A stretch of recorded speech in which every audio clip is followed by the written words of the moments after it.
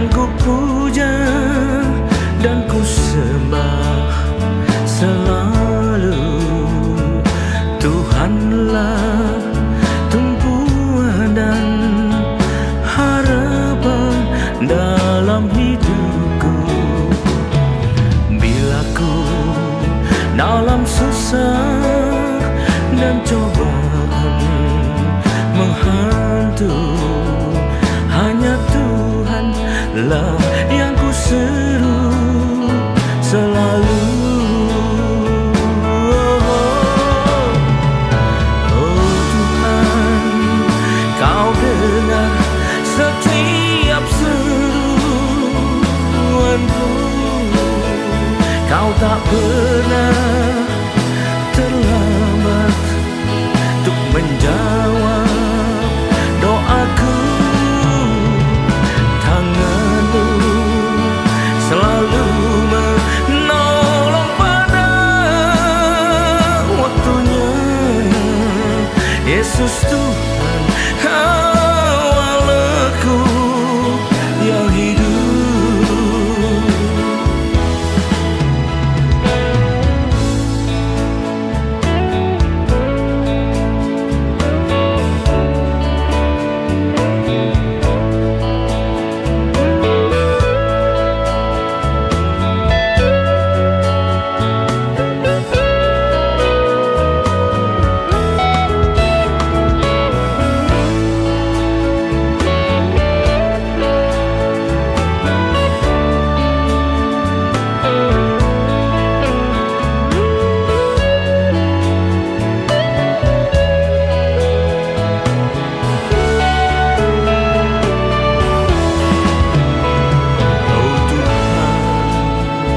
Yang ku puja dan ku sembah selalu. Tuhanlah tumpuan dan harapan dalam hidupku. Bila ku dalam susah dan cobaan menghantui, hanya Tuhanlah yang ku seru selalu. Oh Tuhan, Kau dengar setiap seruanku. Kau tak pernah terlambat untuk menjawab doaku. Selalu menolong pada waktunya. Yesus Tuhan, Kau yang hidup. Oh Tuhan, Kau dengar setiap seruanku. Kau tak pernah terlambat untuk menjawab doaku. Tangan-Mu selalu menolong pada waktunya. Yesus Tuhan, awalku yang hidup. Yesus Tuhan, awalku yang hidup. Oh,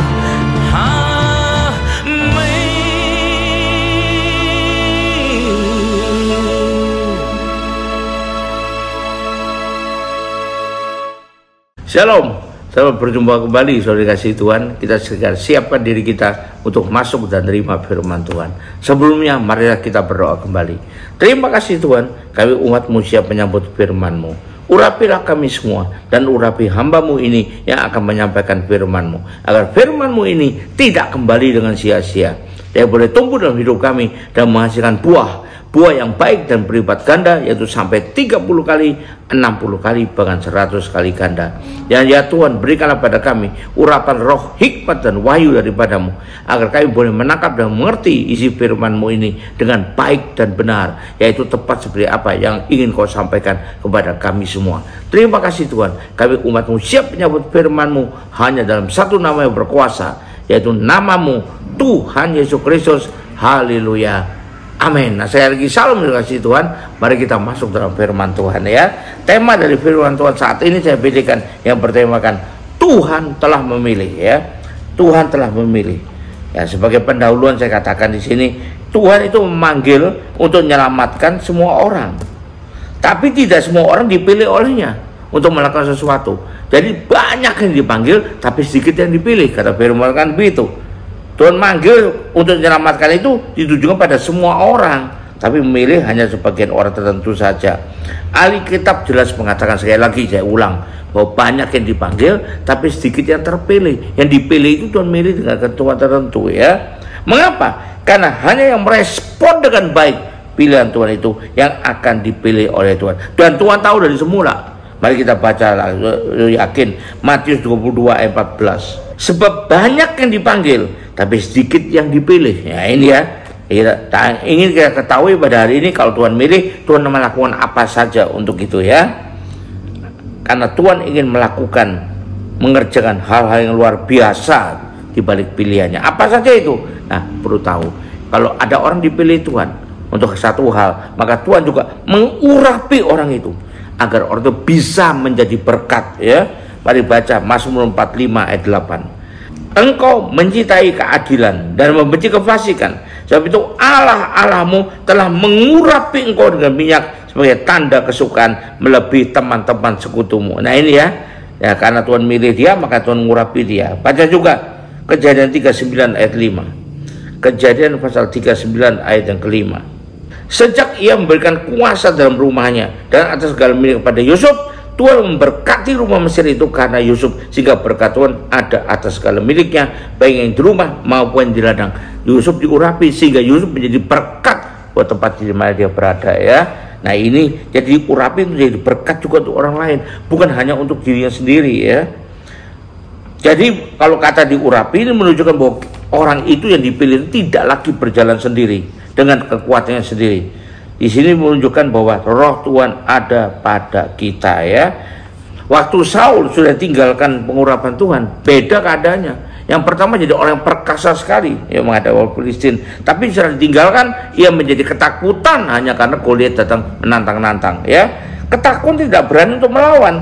Beda dengan Daud yang waktu masih kecil, tidak berpengalaman, benar-benar muda tapi berani melawan karena Daud diurapi Tuhan. Nah, jadi Tuhan pasti akan urapi untuk jadi berkat buat orang lain. Yang kedua, Tuhan pasti melengkapi agar apa yang ditugaskan pada dia sukses dan berhasil ya. Mari kita baca Nehemia 2 ayat 20. Aku menjawab mereka, kataku, Allah semesta langit, dialah yang membuat kami berhasil. Kami hamba-hambanya telah siap untuk membangun, tapi kamu tak punya bagian atau hak dan tidak akan diingat ke Yerusalem. Dialah yang membuat kami berhasil. Jadi dia melengkapi sehingga orang itu bisa sukses dan berhasil. Yang kedua, kita bisa baca di 1 Samuel 18 ayat 5 dan 30. Daud maju berperang dan selalu berhasil kemana juga Saul menyuruhnya, sehingga Saul mengangkat dia mengepalai para prajurit. Hal ini dipandang baik oleh seluruh rakyat dan juga oleh pegawai Saul. Selalu berhasil karena Tuhan mengurapi Daud ya. Kita baca lagi ayat 30. Apabila raja-raja orang Filistin maju berperang, setiap kali mereka maju berperang, maka Daud lebih berhasil dari semua pegawai Saul, sehingga namanya menjadi sangat masyhur karena kelengkapan dari Tuhan. Tuhan melengkapi dengan keberhasilan ya. Yang terakhir untuk poin ini, untuk poin Tuhan melengkapi untuk sukses dan berhasil, itu kita baca di Yesaya 48 ayat 15. Yesaya 48 ayat ke-15 dikatakan firman Tuhan, Akulah yang mengatakannya dan yang memanggil dia juga, dan akulah yang mendatangkan dia, dan segala usahanya akan berhasil. Jelaskan, makanya saya pakai cukup banyak ayat untuk meyakini kita keberhasilan menyertai karena Tuhan mengerjakan itu buat orang yang diurapi ya. Kita lihat kan bahwa Yusuf dipilih Tuhan dan hidupnya jadi amat luar biasa. Dari tawanan, dari budak menjadi orang yang berkuasa di Mesir. Salomo dipilih oleh Tuhan sebagai raja, dan pada waktu pertama menjadi raja yang amat hebat. Sebelum kamu dan saudara kamu tidak ada lagi yang lebih hebat dari kamu dalam hal itu, dan juga sangat kaya. Dari mana itu semua? Bukan karena sekolahnya tinggi, karena hikmat yang Tuhan berikan pada dia. Ya, jadi Tuhan milih dia jadi raja, Tuhan lengkapi dia sehingga sukses berhasil, walaupun akhirnya beda ya, karena dia telah meninggalkan apa yang Tuhan perintahkan padanya. Yosua dipilih oleh Tuhan, dia juga berhasil untuk memimpin bangsa Israel masuk ke tanah perjanjian. Kalau Musa tugasnya memimpin bangsa Israel keluar dari Mesir, kalau Yosua tugasnya pilihan Tuhan untuk memimpin bangsa Israel memasuki tanah perjanjian ya, dan juga tokoh-tokoh Alkitab lainnya. Jadi itu Tuhan lakukan. Yang ketiga, apalagi Tuhan lakukan untuk meningkatkan dan membawa hidup kita menuju kepada kesempurnaan. Menuju kepada kesempurnaan, bukan langsung sempurna ya. Ada proses yang harus dilalui. Berarti juga memproses kita. Kita bisa baca Ibrani 10 ayat 14. Menuju itu bukan berarti langsung sampai. Belum, ada jalan harus dilalui. Nah, kita lihat Ibrani 10 ayat 14. Sebab oleh satu korban saja ia telah menyempurnakan untuk selama-lamanya mereka yang ia kuduskan, menyempurnakan. Dan itu proses, kita disempurnakan oleh Tuhan, apalagi yang dipilih oleh Tuhan, bahwa hidup kita menuju kepada sempurnaan dan meningkatkan, naik dari level pertama sampai level berikutnya. Berikutnya kita baca Maleakhi 3 ayat 2. Siapakah yang dapat tahan akan hari kedatangannya, dan siapakah yang dapat tetap berdiri apabila ia menampakkan diri? Sebab ia seperti api tukang pemurni logam, dimurnikan dengan apa? Dengan api. Nah, seperti sabun tukang penatu. Nah, ia memurnikan kita juga ya. Tahap-tahap itu harus dilalui. Lalu berikutnya kita baca Sakaria pasal 13 ayat 9. Aku akan menaruh yang sepertiga itu dalam api dan akan memurnikan mereka seperti orang yang memurnikan perak. Aku akan menguji mereka seperti orang yang menguji emas. Jadi kalau kita mau jadi emas yang baik, kita juga perlu diuji oleh Tuhan. Jangan keberatan karena Tuhan sedang membentuk kita. Ya, jadi kita baca terakhir untuk poin ini 2 Korintus 1 ayat 12. Dikata, inilah yang kami megahkan, itu bahwa suara hati kami memberi kesaksian pada kami bahwa hidup kami di dunia ini, khususnya dalam hubungan kami dengan kamu, dikuasai oleh ketulusan dan kemurnian dari Allah, bukan oleh hikmat duniawi, tapi oleh kekuatan kasih karunia Allah. Tuhan lengkapi kita ya. Nah, jika waktu itu kita bisa mengatakan atau ikut mengatakan, aku hidup, tapi bukan aku lagi yang hidup dalam aku, tapi Kristus yang hidup di dalamku, karena kita sudah berubah, dilengkapi oleh Tuhan.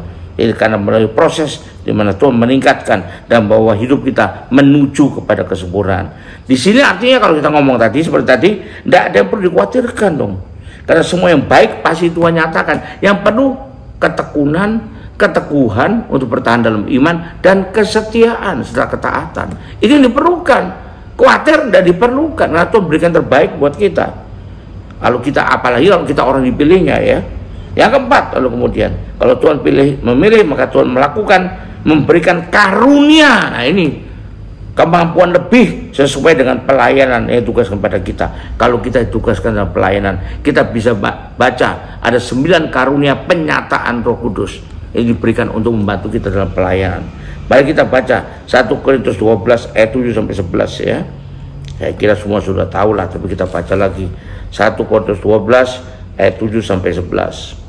Tapi kepada tiap-tiap orang dikaruniakan penyataan roh untuk kepentingan bersama. Nah, ini jadi berkat buat orang lain untuk melakukan pelayanan Tuhan pilihkan pada kita. Dan kepada seorang roh memberikan karunia untuk berkata dengan hikmat. Kenapa? Sesuai dengan yang Tuhan pilihan Tuhan. Kepada yang lain roh yang sama memberikan karunia berkata-kata dengan pengetahuan ya, marifat. Kepada yang seorang roh yang sama memberikan iman. Kepada yang lain yang berikan karunia untuk menyembuhkan. Kepada yang seorang roh memberikan kuasa untuk mengadakan mujizat. Dan kepada yang lain yang berikan karunia untuk bernubuat. Kepada yang lain lagi ya berikan karunia untuk membedakan bermacam-macam roh.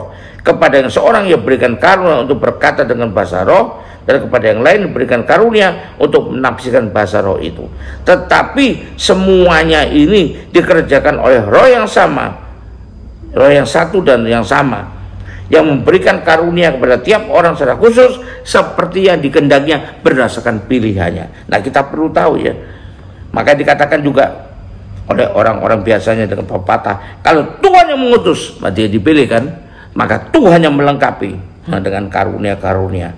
Kalau seorang dipilih jadi pengajar, maka karunia-karunia untuk diberikan oleh Tuhan kepada dia. Misalnya karunia hikmat lah, karunia pengetahuan lah, karunia pengajaran lah, marifat lah, dan sebagainya. Kalau dipilih untuk melayani kenabian, maka karunia seperti nubuat, penglihatan, pewahyuan, bahkan mujizat akan diberikan padanya. Kalau dipilih jadi penginjil, karunia penginjilan, karena buat mujizat, kesembuhan bisa Tuhan berikan untuk melengkapinya. Jadi itu yang Tuhan lakukan. Jadi bukan cuma Tuhan milih lalu dilemparkan dalam dunia ini, tidak gitu saja. Tuhan memilih dan berbahagia orang dipilih Tuhan.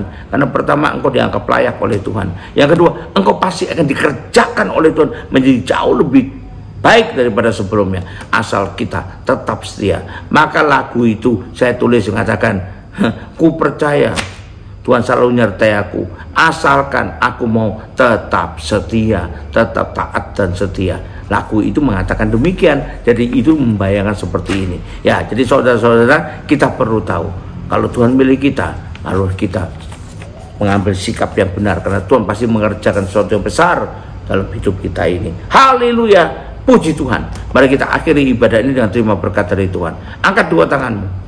Kembalilah ke aktivitas masing-masing dengan berkat yang terbaik dari Bapa di sorga, dengan kasih karunia dan damai sejahtera dari Tuhan kita Yesus Kristus, juga dengan persekutuan, pertolongan, penghiburan, kekuatan, dan terutama urapan yang penuh dari Roh Kudus yang memberikan pada kita kemauan dan kemampuan untuk melakukan apa pilihan Tuhan pada kita semua dengan sebaik-baiknya. Dan itulah kiranya menyertai kita mulai saat ini sampai sepanjang tahun ini, sampai Maranatha, bahkan sampai selama-lamanya. Yang percaya sudah terima berkat Tuhan ini, sama-sama katakan amin. Terus berkati, sampai jumpa. Haleluya.